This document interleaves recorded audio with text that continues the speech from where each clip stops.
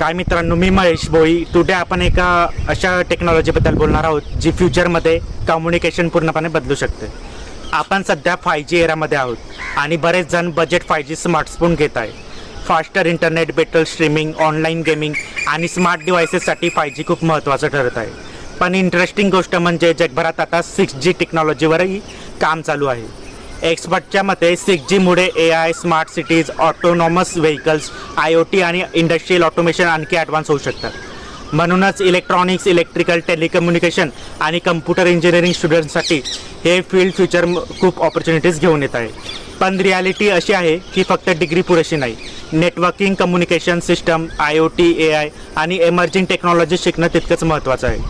Technology खूप वेगाने बदलत आहे आणि जो स्वतःला अपडेट ठेवेल त्याच्याकडे फ्युचर ऑपॉर्च्युनिटीज जास्त असतील. बाय द वे, तुमच्या मते भारतामध्ये 6G टेक्नॉलॉजी कॉमन व्हायला अजून किती वर्ष लागतील? कमेंटमध्ये नक्की सांगा.